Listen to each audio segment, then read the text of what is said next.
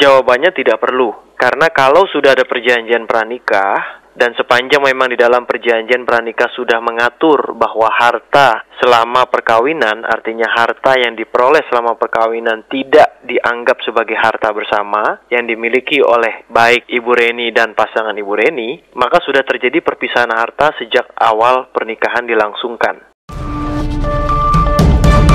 Real Estate Law Pas FM bersama Edilex dari Lex & Co. Halo mitra bisnis, saya dengan Edilex dari Lex & Co. Kali ini saya akan mencoba menjawab pertanyaan dari Ibu Reni Julita.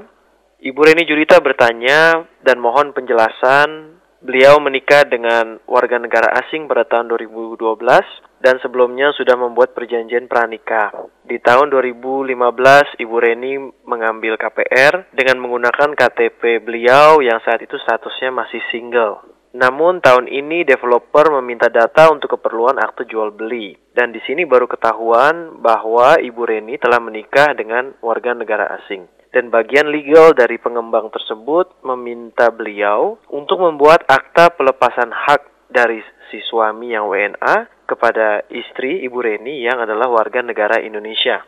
Pertanyaan Ibu Reni, apakah memang akta semacam itu diperlukan? Sedangkan kami sudah ada perjanjian pranikah.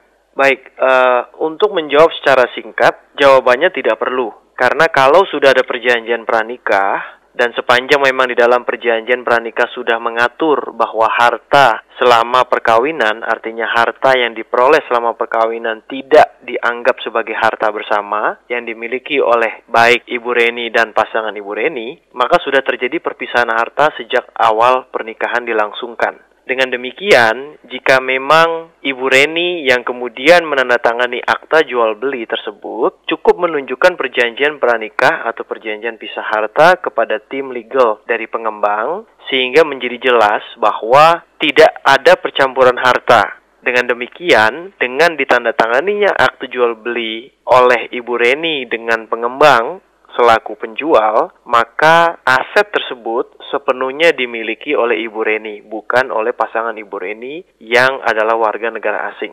Sehingga tidak ada ketentuan di Undang-Undang Pokok Agraria yang dilanggar atas akta jual beli yang dilaksanakan tersebut.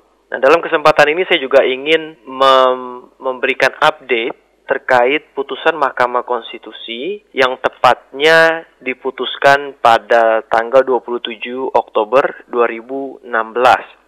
Mahkamah Konstitusi mengadakan judicial review terhadap pasal 29 ayat 1, ayat 3, dan pasal 29 ayat 4 Undang-Undang Nomor 1 Tahun 1974 tentang perkawinan.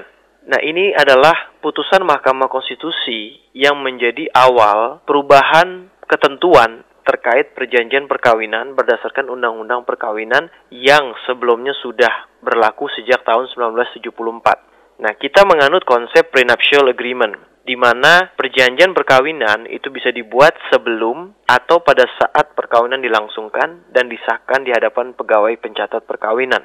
Namun melalui putusan Mahkamah Konstitusi di bulan Oktober 2016 ini, Mahkamah Konstitusi memberikan pengertian yang lebih luas terhadap pasal 29 ayat 1 Undang-Undang Perkawinan tahun 74, di mana disebutkan bahwa pada waktu sebelum dilangsungkan atau selama dalam ikatan perkawinan, kedua belah pihak atas persetujuan bersama dapat mengajukan perjanjian tertulis yang disahkan oleh pegawai pencatat perkawinan atau notaris, setelah mana isinya berlaku juga terhadap pihak ketiga sepanjang pihak ketiga tersangkut. Esensinya adalah perjanjian perkawinan tidak lagi hanya dibuat pada waktu atau sebelum dilangsungkan perkawinan, tapi juga dapat dibuat selama ikatan perkawinan, sehingga bisa juga disebut sebagai post-nuptial agreement. Dengan kata lain, Indonesia yang sebelumnya hanya menganut pre-nuptial agreement, artinya perjanjian yang dilakukan sebelum atau pada saat, melalui putusan Mahkamah Konstitusi ini juga menganut post-nuptial agreement, artinya perjanjian perkawinan yang dibuat setelah pernikahan dilangsungkan.